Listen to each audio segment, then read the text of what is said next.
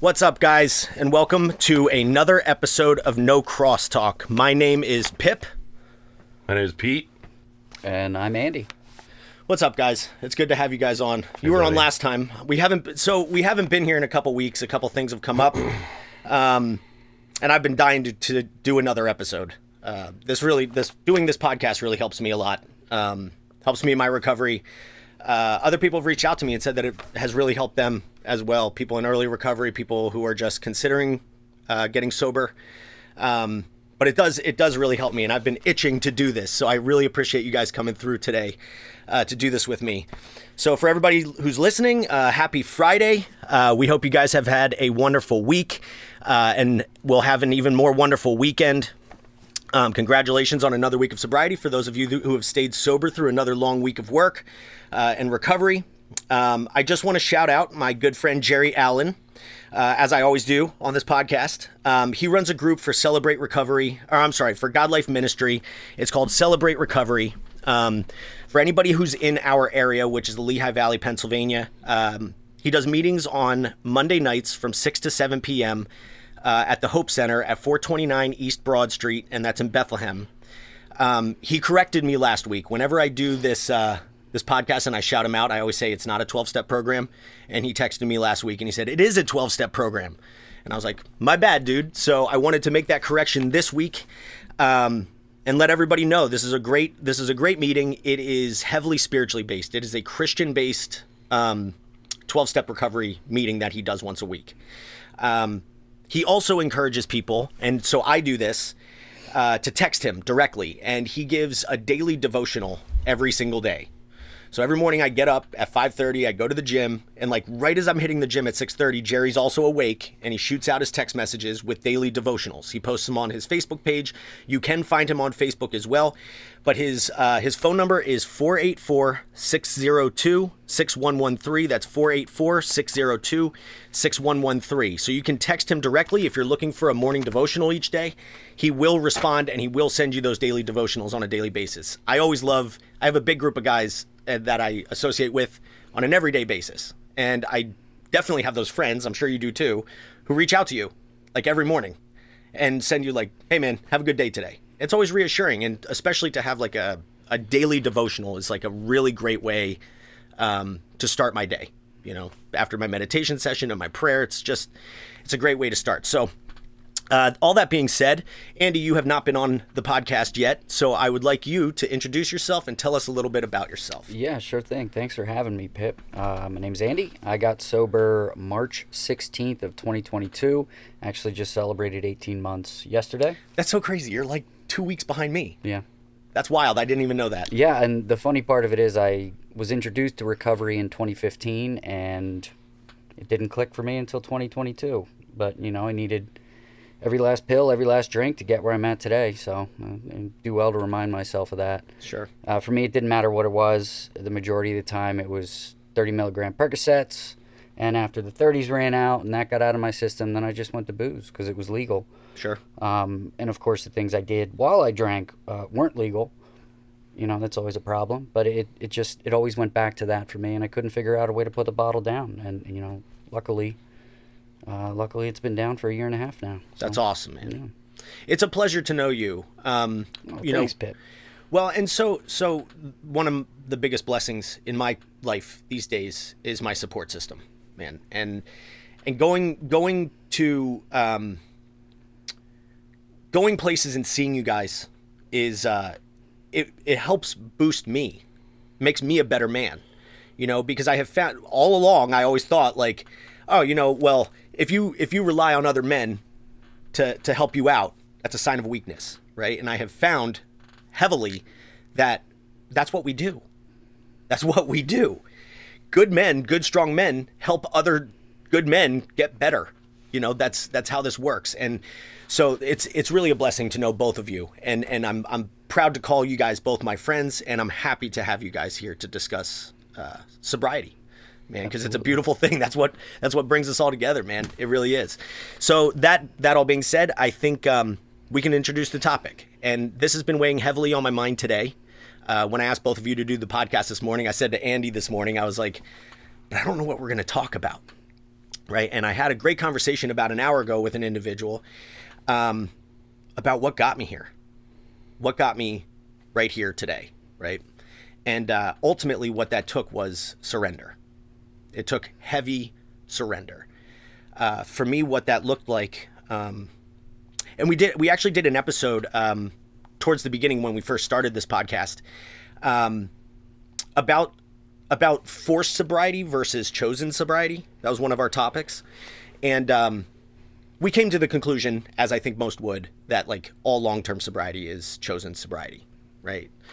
But for me, what that surrender looked like initially was literally being locked in a cage.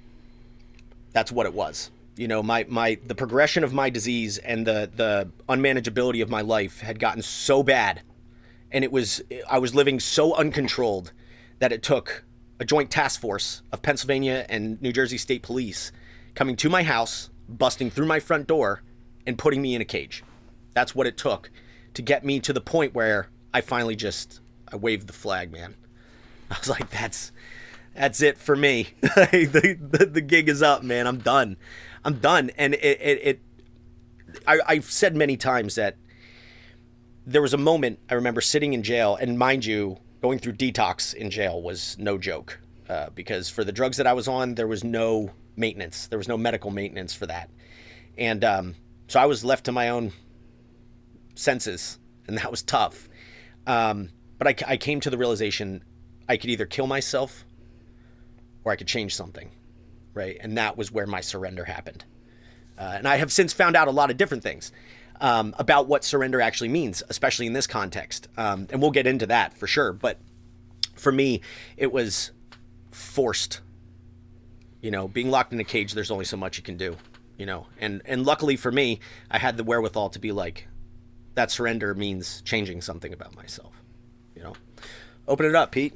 Let's see what you got to say. Surrender's a great topic, man. I think it encompasses a lot of different things, and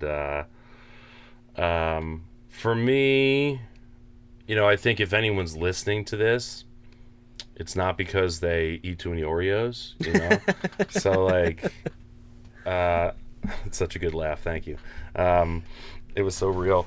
I just mean you by get that, me, Pete. You get me. I mean by that like, you know, we're driven to a place in our lives, at least for me, where I'm relying upon a substance to allow me to be okay being myself, you know?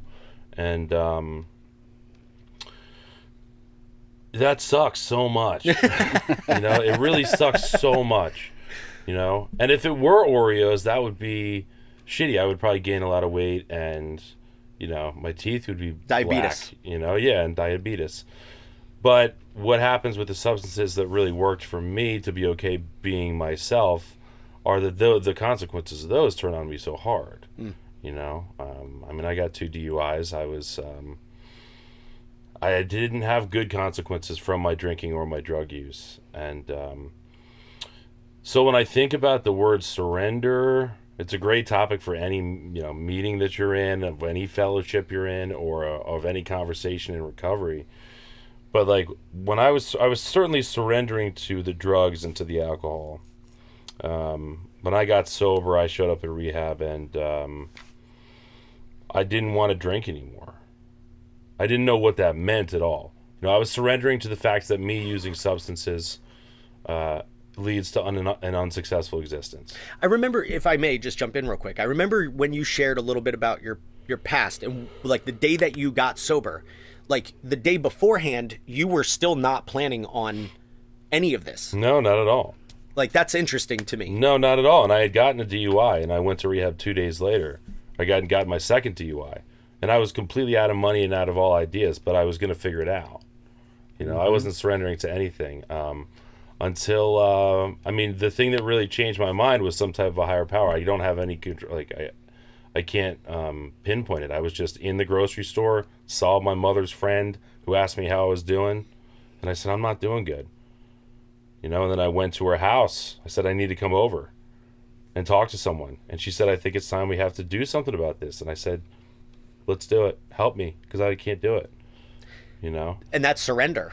Well, yeah, and that's what that is. And that's, I think, a surrender to the fact that like my life is unmanageable because of a substance, and in order to gain some type of manageability, I have to eliminate the substance.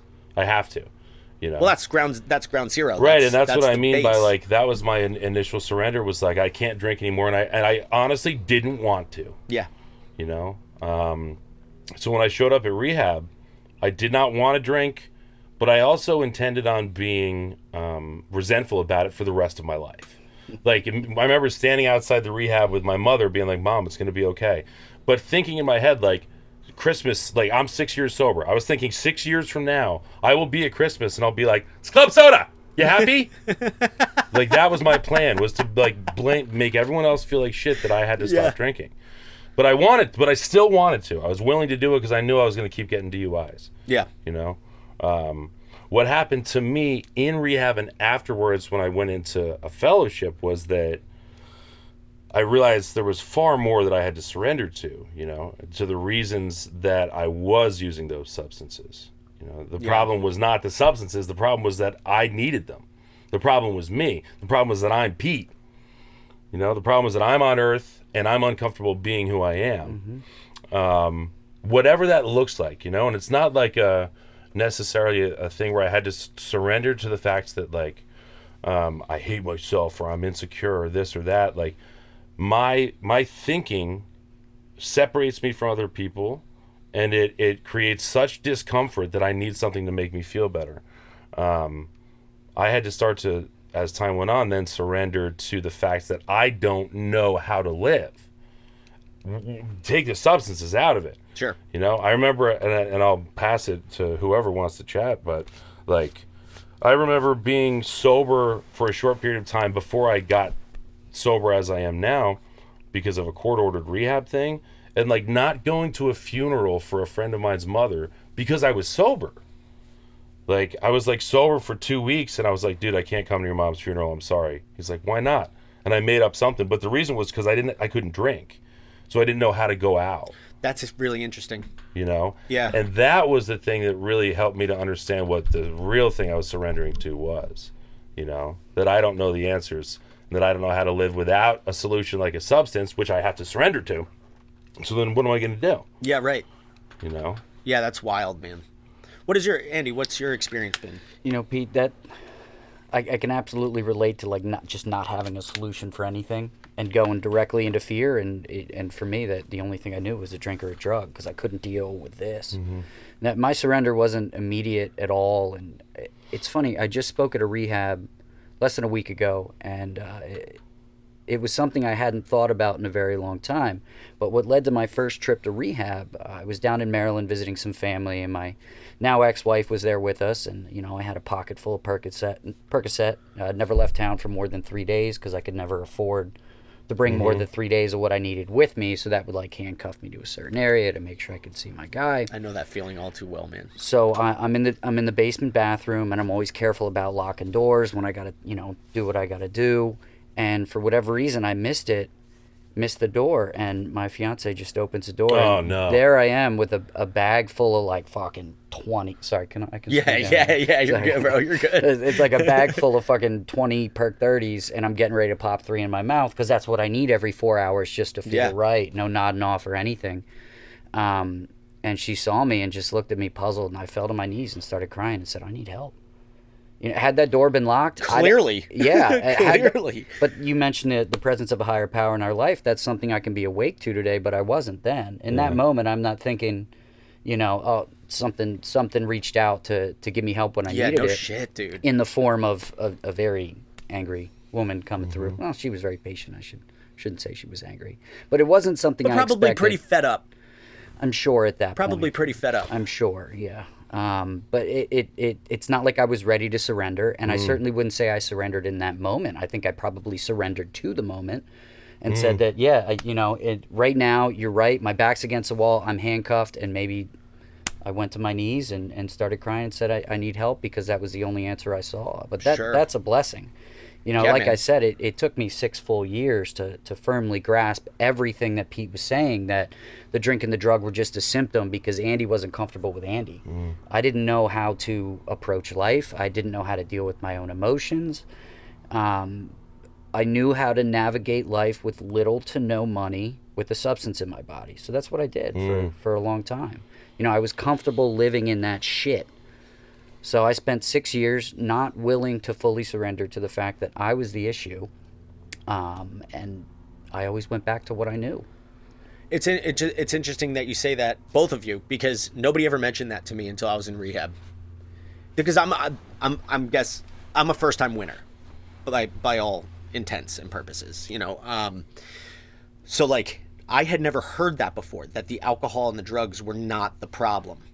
You know, my way of thinking and the way that I've been doing things is the problem. Yeah, well, they're not telling you at the liquor store, bro. Well, you know? right. Yeah, they back pocket that. But I had never even been close enough to anyone. Yeah. Who was either in recovery or who had this message to give me. Oh, right? I was the same way, dude. I went to like 3 or 4 AA meetings because my father made me. I went to one in New York City when I lived there because I wanted to go prove to myself I didn't belong there. And I went there at like noon on my lunch break from the restaurant I was in. And somebody told a story about like being on cocaine and going to Cuba. And I was like, never did that. These people are crazy. I don't have to be here. Not me. You know? So like I'm sure all of us had opportunities to learn that at some point. Or not, dude. That's the thing. Like, and I think there's an important clarification, at least in the way that I articulate it. Like, the problem is, when I say the problem is me, it's not that I'm that uniquely maladjusted to life. I am, as an alcoholic, textually, in the textbook of AA or in the textbook of recovery, it's like, I am more maladjusted to life than a normal human being. For the most part, right? Like, my reaction to life is excessively bad. Yeah. You know, Yeah. like it's really, I Likewise, I man. take it Likewise. further than it has to be, right?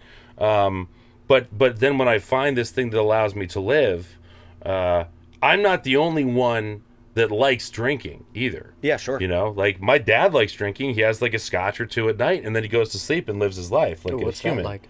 I don't know. He's a psycho. As is anyone. Like, you go on a date with a girl and she has a glass of wine and then orders a second and doesn't finish it. You're like, not for me, dude. You know? I'll finish it. I don't understand it, you know? Yeah. But they like drinking. Sure. They're like, yeah, it's nice to have a little buzz. And then I go home and play a crossword and fucking wash my panties and go to sleep. I don't know what they do, you know? But, like, I don't know what it's like to just be like, yeah, that was nice, moving on. Yeah. You know? Yeah. So, like, that's the thing about alcoholism, is that I have that internal spiritual malady or maladjustment to life, which lots of people have. Yeah. There's people that are depressed. There's people that are sad. They don't all drink like I did because I have the phenomenon of craving, the physical allergy that goes along with it. It's a double-edged sword. I'm such a victim. It's horrible. I have these two, like, dual things. I'm so fucked as an alcoholic. If I have that spiritual malady and I hate being in my body on earth, and when I start drinking, I can't stop drinking, I'll see you in rehab. Yeah. Yeah. Yeah. Or not at all. Yeah. Or I won't see you at all. Yeah, exactly. Yeah. Because exactly. so you said something earlier that that really struck a chord with me, because I remember the feeling that I had right before I got arrested. I wanted to stop so bad. Yeah. I was so beat the fuck up from life, dude. I was so tired. I was so over every friendship that I had. I was over all of it. My family didn't trust me. Like, I would wake up every day and be like, here we go, you know? Or just not waking up, just entering the next day from the day before because I'd never slept. And just being like, gonna do something today, you know, not really sure what it's gonna be, but I gotta somehow manage, you know? And I remember the week before I got arrested, I was having a conversation with my ex-roommate, and just being like, I don't want to do this anymore, but I don't know how to stop. And she even said to me, she's like, you could go to NA. And I was just like, there's no way 12 steps are going to help me, you know? And I had that I said those words, right? And then sure enough, like a week later, my house gets raided and I'm stuck in jail. But I just remember so badly wanting to stop. And it comes back to, like, when I look back on that day, right? Because I remember, as like, right after they cuffed me and sat me in my kitchen, right? My then girlfriend was sitting next to me, because at that point she was the only human being on this planet that I had manipulated enough to stick around that long you know? And I remember looking at her and saying to her, I said, I'm really scared right now. Right? And she looked back at me and she's like, yeah, you fucking should be. And I saw in her face that I had disappointed her enough at that point for her to just be like, I'm done with this, dude. I'm done with it. I'm done with all of this. Like you're totally unmanageable. So looking back on that day and where I'm at now, right? It was easily the darkest point of my whole entire life, right? It was also the most meaningful and most needed moment of my entire life, right? Because it was God doing for me what I simply would not do for myself, you know? And looking back on that, man, it's like, you want to talk about blessings? There's no greater blessing in my life than getting arrested. Because I wanted to stop so badly. I wanted to. I just didn't know how. And well, I knew how. I just simply couldn't do it. It doesn't seem feasible. It wasn't. It doesn't seem attainable. I did not have the willpower inside of me. I didn't have enough willpower. Like everybody wants to. A lot of people don't understand addiction or alcoholism or whatever. They want to call it like a moral failure, right? Why don't you just stop? If it's hurting you this bad, why don't you just stop? It's like, dude, you don't think I thought of that? You don't think that we all have thought of that? Like we could just will ourselves out of this? It doesn't work like that. I could have tried everything under the sun and it would not have stopped me from being able to use drugs or alcohol. And I think you're describing what surrender is perfectly. Dude. Yeah. It's an acknowledgement for the first time that of my own power, I'm not going to do it. Yeah, and it was impossible. It's interesting, Pip. You mentioned a couple things that really ring home for me.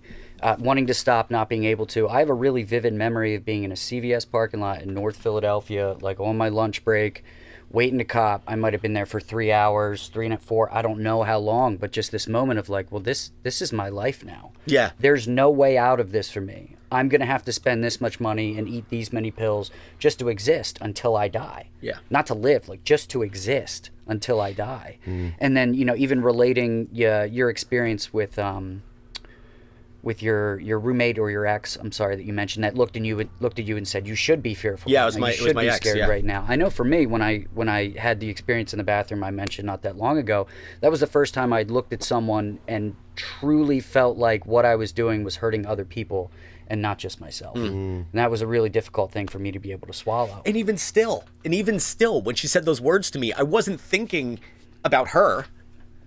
I was still, like, when I looked at her and I was like, I'm really scared. And she said, yeah, you should be, right? My immediate first thought was like, oh, God. You think I should be too? Yeah. Oh, no. That's exactly what it was. I looked at her with terror and I was just like, even you're turning your back on me now?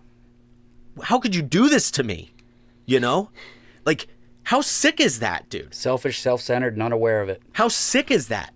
Like, my immediate first thought to any normal human being would be like, I can't believe I've done this to you. That wasn't my first thought, and that's just me being honest. My very first thought was, I don't have anybody now. What am I supposed to do with this? Just terror set in, and like the uncertainty of my future, the uncertainty of like, what does the next 24 hours look like? Because I'm not going to be able to get drugs, that's for sure. Now what, dude? My back's up against the wall. And it that first week of sobriety, it's hard to even talk about it as like my first week of sobriety, but that's really what it was spent in a jail cell detoxing, right? And like you want to talk about terror, dude? It's not, I can't even talk about it using the word fear, right? It was terror. I was locked in a jail cell. I was in jail for the first time in my whole life, right? I'm in general population and I'm like, this is my life now. Like, I'm a criminal. I'm a felon. Like, I don't know how long I'm going to be here. Nobody would answer the phones for me. My parents wouldn't bail me out. They eventually did. But like, how did this happen? And looking back on all of it, it's like, I can tell you, and I tell the story. When I go and speak at rehabs, I tell the story from the very first time I had a drink of alcohol when I was 16 years old, all the way up through the day that I got arrested. I can tell you the exact chronology of how that happened. This is what happened. This is the progression of my disease. And it all culminated with my front door being blown the fuck out by police. This is how my disease works, dude. Yeah, we keep making decisions based on how can I feel better right now. And that's, I wanted to touch on that too. That's a huge, huge part of this. Like, my whole life, dude, That was the story of my whole life. I just never felt I right. still watch TV shows sometimes where like somebody will be in pain or they can't sleep. You know, you see in a show they're like, "Oh, I can't sleep," and I'm like, "Why does this character not just go buy a handle of vodka and drink it? Like, you're gonna feel better and you'll sleep. You fucking idiot." Makes sense logically. Yeah, when but I like think about other it. people don't Just knock think yourself that way. out. Other people are like, "Yeah, on Earth sometimes I'm gonna feel bad." It's an unacceptable answer to me when I'm in active 100%, I dude. can't take that. I can't. That's no. an unacceptable answer to me, sober or drinking, and that's the other part of the surrender. You know, it's fucked up. A big part, like, so here's the thing too. Surrendering, at least for me in sobriety, doesn't stop. I surrender all the time, right? It wasn't just that first day where I had the realization of like, I can't do this on my own, right? That wasn't where it ended. Surrender happens for me like all of the time. And it needs to. Absolutely it does. It needs to, yeah. Absolutely does. So one thing that I think about frequently, like recently, right? Because now I'm single and now I'm trying to navigate sobriety without another person living in my household, helping with bills, helping me just in general, right? So now I'm doing all this on my own. And there's a lot of times recently where I'll get up in the morning and the second my eyes open, right? I'm just like, I can't believe all the things I have to do on a daily basis just to be okay, right? And that sense is overwhelming. But through discipline and all the things that I've done up until this point, I'm able to get myself out of bed and get to the gym, do my meditation, do my prayer, go to work, go to a meeting, whatever it is. And by the end of the day, I lay my head on the pillow, fucking exhausted. And I'm just like, we're good. We're good. It's all okay. Let's go to bed, you know? But like that surrender, dude, happens first thing in the morning when I'm just like, I can't believe of all, like I said, I can't believe all the things I have to do just to be okay. But that's okay. That's okay. And I surrender to it. This is how my day's going to go, man. This is how all of my days are going to go. And that's all right. And the beauty of that, too, there's a realization that comes along the way for some people much quicker than others, is that we have no say in it. No. Anyway, right? Like, Sure. I can't control, you know, things happen throughout the day and I react to them. Or I'm sorry, I respond to them. I don't react to them, but that's Right. only something I learn over time. You know, I can plan for a day. I can plan where work's going to be. But, you know, I don't have the choice of avoiding an interaction that may come my way out of nowhere that Sure. in the past would have completely altered the rest of my day. Get up at 5:30, stub my toe at 5:31, fuck this, day's ruined. Yeah. Can't do it, you know? But I can continue to surrender and ask for help throughout the day and kind of like reset my day and remind myself I can't control anything any Yeah. more than I can control the weather. Yeah. What a crazy blessing that is. Where it's just like something bad can happen to me and I can, because like you said, previously, if something bad happened to me, I could justify all of my terrible actions. I'd be like, oh, this bad thing happened to me. I'm going to go use this person. I'm going to go do this or that and just destroy whatever lives I have to feed my own head. Didn't even have to be bad. Good, bad, indifferent, sunny, cloudy, good day, Right. bad day. Whatever. I could extrapolate a reason to drink over anything. Well, sure. But the point I'm trying to make is that like the bad things that would happen would immediately just be like, I can justify any action because I'm the victim. How dare you hurt me, or how dare this thing hurt me? How dare I stub my toe? God, why is this happening to me? But now that happens in and out. Something bad happens and I'm just like, I can't believe this happened to me. I'm very frustrated right now. And then like a split second later, I'm just like, we're back at it, man. Here we are. We're moving. We're moving. And like, I never thought that would be like I would sense that as a blessing or something that I'd even comprehend. But here I am. You know, but these are things that are learned. So like for anybody who's listening, I've been having a lot of conversations recently with people who are considering sobriety. Like people who are not currently sober, but just feel as though this could probably help me. One thing that I can say is that like, just by being clean and sober, it has helped me realize these very simple human things. Just like, I can't let this one small thing take me out for the rest of my day, right? Like you don't necessarily need a 12-step program in order to come to those realizations as a sober person. I disagree. Well, so tell me why. Tell me why. Because when I'm sober, I'm worse than when I'm drunk. Okay. You know, I'm a real alcoholic. You know, I am Okay, a real sure. alcoholic to where if I am relying on booze and I medically detox myself, I still have no idea how to fucking tie my shoes sober. Okay. You know, I mean, I can tie And my I do shoes, understand that as well. but Because I like, am a real addict. I just Like, go into the gym and I look around and I'm like, oh, wow. So does everyone know something I don't know here? Just because you're all here and I just came here? You know, like, I'm so different than all of you. You know, I walk in the room, any room, when I'm sober without any type of solution, and I'm like, oh, so you all think you're better than me. Okay. Well, guess what? I'm way worse than you, but I'm going to act like I'm better than you. So fuck you. I'm smarter. I will get in a fight, and I'll go home, and then I'll drink. Yeah, it was almost like the goal to convince people you were so much more different than all of them for any reason. Of course. Yeah, Dude, I have to be unique. Yeah. Yeah, so I don't know. I mean, that stuff didn't happen for me. Sometimes in some taking away the drugs and alcohol, of course, is going to allow you to think clearer in some type of way. But I think I just get sicker, you know. But that's a great point, Pete. That's a great point. But to speak to, like, I mean, there's validity to what you're saying for sure. But to speak to the surrender that you do on a daily basis, I mean, that's what I'm talking about when I say I'm sicker without booze and drugs than I am with them. You're taking away the only solution that I personally ever knew. With the point, and real quick, the point that I was trying to make though was to individuals who aren't the alcoholic, sure, or the addict, 100%, the people who just are struggling with it, and they're just like, I don't think I want to do this anymore. Absolutely, to those people, you cut out the drugs and alcohol.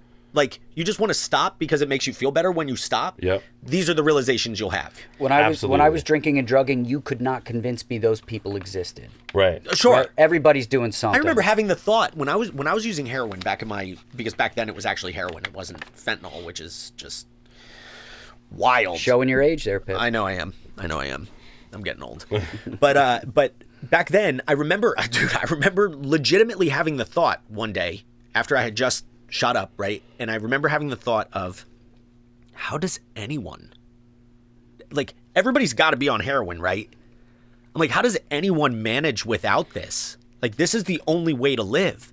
And I had that thought, and I remember immediately afterwards being like, am I going insane? Like, and having the realization of, like, of course there's people who don't use heroin.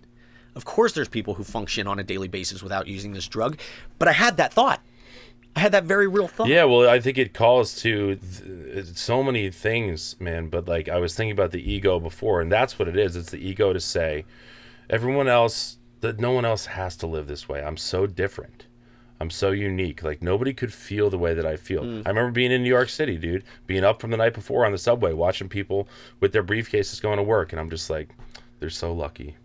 They're so lucky they're not as different as I am, you know? And at the time, like you said, you didn't know that alcohol was a symptom, right? Like, I didn't know people were getting fucking sober, bro. Like, I really didn't. I knew there was something called AA, and that was for alcoholics, but they were two separate ideas, me as a drinker and alcoholics, you know? And so I separated myself from it. And that's why, like, all of my efforts to try to remove the alcohol from my life always failed, because I was alone doing it. And back to your point of, like, your willpower, right? The surrender of acknowledging that my willpower, my power is not enough. That surrender, that's what I have to do now with everything in life. Yeah. You know, because just because I put the drinking or drugs down, it doesn't give me any more power. Yeah, sure. You know, that's so funny you say that. Yeah. You know, it's interesting. You've both mentioned that feeling of being alone. You know, the first 6 years I tried this, I was determined to do it by myself because I thought I was alone. I thought I was alone when I was using. I thought I was alone when I was drinking. And I thought that this was something I had to do by myself because I didn't, you know, I might have surrendered to the fact that I had a problem with drugs and alcohol, but I didn't surrender to the fact that I wasn't in control. You know, I wasn't willing to ask anybody to help me, to show me what they did. So you even felt alone once you got sober. Oh, that's why I could never string together more than 30 days over 6 years. And that's why I say if you take the drugs and alcohol away, I'm worse. Yeah. Correct. Then all of a sudden I'm left. It's like Pete said. All of a sudden I'm left with me, and it's me that I don't know how to deal with. You know, you talked about it earlier, or at the very beginning of the podcast, how you have a group of friends you reach out to every day. That was never something I had. I didn't think people did that. I thought everybody was fumbling around, stubbing their fucking toes through life, just kind of figuring it out. call someone else for support, call someone else for their experience with the situation. No. That wasn't something I could do. So I was really desperate because back when I was in active use, I was also selling. I was selling drugs. That's what got me arrested. And so the one thing I remember as a child, and I share this when I share my story. I remember when I was a child, and I don't know if it was perceived or if it was reality. I always felt as though I was the last one to get invited places. Like I was always the last one to get thought of. Like I remember like as a middle schooler, teenager, I remember riding my bike around the neighborhood and seeing all the bikes outside of like one person's house and being like, nobody called me, man. Mm-hmm. And it's just like, why doesn't anybody want to hang out with me though? And I never really had the people I wanted to be friends with. I was never part of the in crowd, right? So I always felt very left out. Once I started selling drugs, dude, I was the dude. Mm-hmm. I was the guy everybody wanted to be around, right? Because I had exactly what they wanted. I had what they needed, right? So I remember it fed my ego, dude, so hard. And it's exactly what I needed at that point in my life. It's what I wanted so badly.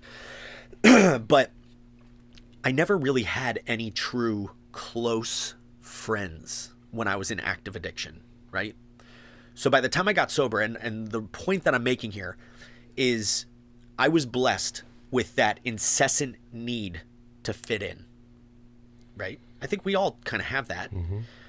But I took that to, I guess you could say, the extreme. Like when I got sober and I started to meet other sober people who wanted to be around me, I was like, yeah, dude, like, let's hang out, man. What you were looking for all along. Yeah, dude. Mm-hmm. Sense of belonging. So I was blessed with that.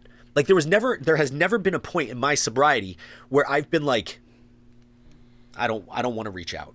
I always want to reach out, dude. I always want to have human connection. I always want to talk to my friends, right?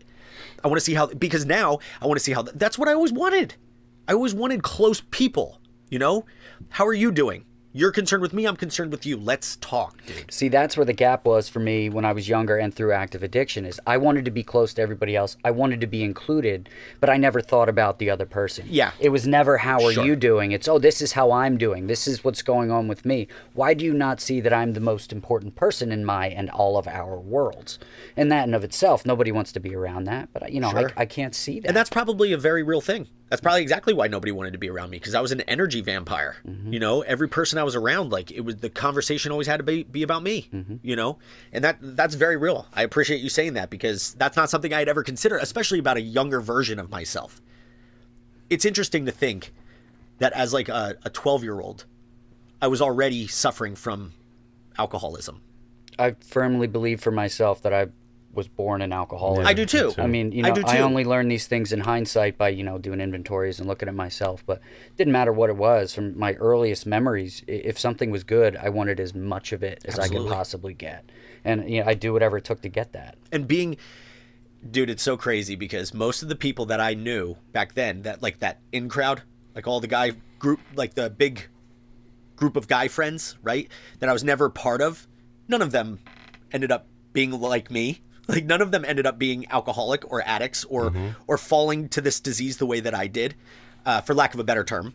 All of them are successful. I mean, they might be. I haven't kept in touch with many of those people from that long ago. But like, there's a reason probably why, like, I was the way I was and they were the way they were. Like, who would want to be around somebody, even at 12 years old, who's just like me, and just. And as a kid, I was always very down on myself, Mm-hmm. It's just like, no, I was Eeyore. Nobody ever wants to be around me, and I would just kind of mope around and be that guy. But playing the victim has been my MO since, I remember having conversations with my dad. He's like, why don't you go hang out with your friends? I was like, I don't have any friends, Dad. Like, if I had friends, I'd be out hanging out with them, It's like, I've been that way since I was a young kid, and so I love having realizations like that. That's a tough realization for somebody to have, especially as a grown man now. It's a tough realization to be like, I was a very broken young boy. I was roughed up in an emotional state. My brain was already playing tricks on me at 10, 11, 12 years old. Man. Oh yeah, this shit's been broken. Yeah. It's been broken for a long time. I mean, my thinking was such a problem as a kid. Trying to tie back into what you're talking to. think I lost it for a moment. And that's all right. So let's get back to surrender, though. Let's get back to surrender. So again, for doing this process every single day, right? Doing the whole, as we know it, a first step, right? And doing it perfectly every single day, right? Surrendering to the fact that I understand that I can't do this on my own.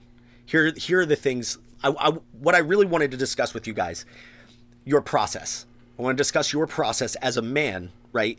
For going about your day every day and surrendering and understanding that we can't do this on our own. Because this is something that I take my physical, my mental, and my spiritual wellness is something I take very seriously on a daily basis, right? So when I get up and I go through my okay, I have to do this, and this, right? This is what it includes. I get up 5:30 every morning, right? And I go directly to the gym, right? And I go as hard as I possibly can because I have set a goal for myself. I have a standard, right? This is the workout I want to have. This is what I want to do.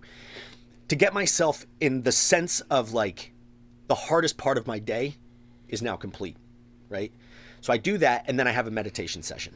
I try to come inwards, right? I push outwards, and then I come back inwards. Then I pray.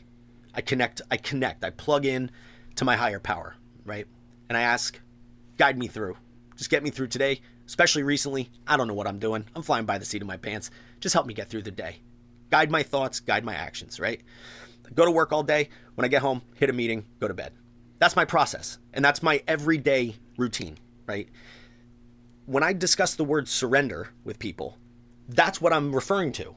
That's what I'm surrendering to the fact that without doing those things for myself on a daily basis or submitting to my higher power's will for me, then I'm trying to manage and control things on my own. I'm surrendering to the fact that, like I said before, these are the things I have to do to get and stay sober and to have a clear mind and a clear heart to make it through the day. I want to discuss what is your process? Yeah, I'm not up at 5:30, that's for sure. And that's okay. That's okay. Yeah, I appreciate what you said, because I was thinking earlier when we were talking that surrender really, it's such an easy thing to be like, oh, yep, I surrender, cool. There's not a button to push, So it really is, it's an action thing, Surrender has to be followed up by action if I'm actually doing it, whatever that means or looks like. I think that I the first thing that I do in the morning is I put on a podcast that is readings from a book from a fellowship, and I usually do that before my eyes are open. Well, obviously when they opened to put on Spotify, but that's on. Way to and be then literal, Pete. Way to be literal. Yeah, well, and then I listen to that podcast. It's about 8 or 9 minutes, and I have to pray. I have to talk to I have to talk to a God, and sometimes I'll do that while I'm still in bed, and sometimes I'll do it on the porch over a cigarette, which I really should surrender to too. But what I really have to acknowledge is today I'm going to be selfish. I'm going to be a dick. I'm going to be dishonest. I'm going to play the victim. I'm going to have self-pity. I'm going to do all of these things. That's what I'm going to do today on my power. So can we do something about that? Can you help me not be selfish? Can you help me not be dishonest? Can you help me think of other people before I think of myself? And whatever that looks like in my day, I give that up to you, and then I can act, then I can go about my day. If I can to my innermost self, honestly say, please take away my selfishness, my self-seeking, my dishonesty, my resentments. Help me just be someone who thinks about other people today. Thank you. And thanks for keeping me sober. Rock on, motherfucker. If I can say that, if I can say that, and I can really honestly believe it in my heart, or if I don't believe it, which also happens all the time, to say by the way, I don't really mean any of that. I want what I want. Can you give me the willingness to mean it? Thank you. It's a very real thing. And then from then I can sort of act, because we're human beings. We're allowed to go about our day, And I work at home, dude. I'm alone a lot, So I have to talk on the phone to people, you know. Like I have I talk to my dad almost every morning, you know. I have a sponsor. I talk to my sponsees, people that I work with. But the most important thing for me is to make sure I have that willingness to have something else in charge, and the really firm acknowledgement to my innermost self that I am an alcoholic. What does that mean to be an alcoholic? You know, it means that not only is abstinence my only solution, but it means that I have a spiritual malady without a higher power. I am so fucked, I will murder people. Yeah. You know, and that's the real understanding of alcoholism that I had to come to. And then when I know that that's true, then I know that there's no way I can do it on my own, and I have to acknowledge something else can help me. And then action-wise, like, it's a lot of phone calls to other alcoholics, and it's a meeting a lot, and it's speaking commitments, and it's honestly the only way that I can really surrender and connect to God is through working with other people and helping them get sober. For sure. That's the last thing that I'll touch on, because it is a direct correlation to the type of man that I am and how in touch with God I am if I'm helping other people. Hell yeah. Hell yeah. I love that shit. You nailed it, dude. That's a wonderful thing. I mean, I look at the fellowship I'm in, and simply put, the process is trust God, clean house, help others. Now, there's obviously a lot more involved in those 6 words, but coming to understand what's involved with those 6 words, that last part is so important for me. Because if I'm thinking about other people, I'm not thinking about myself. And oddly enough, life gets just a lot easier that way. I'm not worried about my own bullshit, wrapped up in my own weird little thoughts, or whatever they might be. And I love that you both mentioned prayer, because that's where my day starts. I mean, my alarm every morning that goes off, also at 5:30, says, wake the fuck up and pray. Yeah. And that prayer hasn't been the same for the last year and a half. And I noticed that when it is the same, there's somewhere I'm lacking, because I'm not growing in my recovery. I'm not growing in my sobriety. And at this point, I ask every day, I ask my higher power for sobriety, strength, guidance, love, tolerance, patience, and humility, because I cannot do those things alone. And I need to become, I am reliant on a power greater than myself for those things. You know, and that's where my day starts, with getting connected. And usually, you know, I'm human, right? So 10 o'clock rolls around, I've probably taken my will back at some point in some little thing, but that's all right, because I can reset and get reconnected. Hell yeah. So it always starts off with, I shouldn't say always, I'm human, I'm not perfect. The majority of the time. Like when somebody tells me, like, you do a 10-step every day, right? I'm like, what? Yes, every single day. Perfection, not progress. That's what they, is that? Yeah, that's what they say. It's written that way. So yeah, it starts with prayer, and then I too end up at the gym. It kind of slows my brain down and lets me kind of organize my thoughts for the day. And I have a unique experience for the next 8 hours in that I directly employ an alcoholic. And I work construction, so I'm side by side with another alcoholic who is very well gifted as far as he thinks spiritually, and knows quite a bit about the fellowship that he is in. So we have a lot of wonderful talks throughout the day, and throughout those 8 hours, I feel wonderfully connected. And even after that, I'm lucky enough that my partner is also in this program, or in a program, I should say. So I'm surrounded by like-minded people trying to better themselves through sobriety and recovery. Now, you mentioned the routine, and this was something I was thinking about earlier today. A couple years ago, I had a stretch of 8 months of sobriety before I picked up. And throughout those 8 months, I could have told you where I was from 5:30 in the morning until 8:30 at night when I went to bed. Gym, drive to Jersey for work, come home, go to a meeting, cook dinner, go to bed. And that routine was great. But I was missing a real big part of the program I'm in, which was the self-reflection part. So if anything was thrown off in that routine, I couldn't handle the curveball. Sure. I could not handle the curveball. And, you know, that was on me for not taking all of the suggestions that were made to me. Yeah. And I can appreciate that too. You know, don't get me wrong, man. Like when things come up, like if I'm up late or something and I wake up and I'm like, I can't make it to the gym today. That's okay. It's okay. That's okay. I'll get there tomorrow. You know what I mean? Like, it's all right. So it's like, but at first I was so hell-bent. Like, this is how my day has to go, right? So that's a really great point, because I want to definitely make that clear, that it's like, we fall short, man. I fall short every single day. And it's okay. Yeah, man. Yeah, man. Mm-hmm. It's definitely okay. So to I'll tie things up here. I can't express to you guys how much I appreciate you coming and doing this with me. Really. You both are some of the most knowledgeable, intelligent, good people that I know. One thing that I know that I share this story a lot. when I was in my first rehab center, my roommate and I came in on the same day and we left on the same day.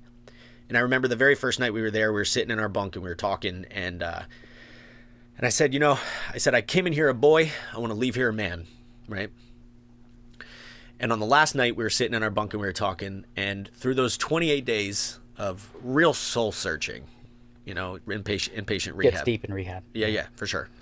I said to him, I've realized that the process of becoming a good man is a process that never ends, right? Which is a pretty big realization to have just in 28 days of sobriety, right? I have said a lot in my sobriety that, like, when my time to go comes, right, and I leave this earth, I want people to remember me as a good man, right? And I never thought that way before. Before I got clean and sober, I mean, that's simply not going to happen. I was not a good person, and people would not remember me as a good man, right? But that has become a real main goal of mine these days. So I want to tell you both that I look up to both of you, and I know that both of you are good men, and I appreciate you both being in my life as a good influence on me, and really good friends. So I appreciate you both a lot, man. Same to you, Pip. Thanks, man. Yeah, you're a real asset. You really are, dude, to this whole community. I try, and you both touched on this too, man. I take as many speaking commitments as I can get. Yeah, you gotta. And a message that's part of helping other people. Exactly, and I love hearing myself talk about myself. So. Yeah, well, that's we'll be part back of next it. week then too, right? Yeah. Well, yeah, you guys are always welcome back for sure. But it's like, the reason I say that is because, like, that's how I give back. Yeah. Like, that's, and when people want to talk, I'm always trying to help them in any way. I'm here to help, as I know both of you are as well, and you guys have both helped me tremendously. So, thank you for joining us for another episode of No Crosstalk. Again, I'm Pip, this is Pete, and this is Andy. We thank you guys so much for listening in. I am sorry that I wasn't able to get to you guys for 2 whole weeks, but we are back at it. I think that we had a fantastic episode today. Hopefully we'll be back at it again next week. Again, happy Friday. We hope you guys had a fantastic week and an even better weekend. Again, I want to plug my good friend Jerry Allen. He does Celebrate Recovery for God Life Ministries. His meetings are from 6 p.m. to 7 p.m. on Monday nights at the Hope Center at 429 East Broad Street in Bethlehem, Pennsylvania. And his cell phone number is 484-602-6113. And he encourages people to text him directly, and he will send you a daily devotional. He's a really, really great guy and another great asset to our recovery community. Even if you're not in this area, you can certainly reach out to him because he's a great person to know, and he cares about other people immensely, and he's here to help. So again, thank you so much for joining us, and we'll see you next time. Thanks, guys.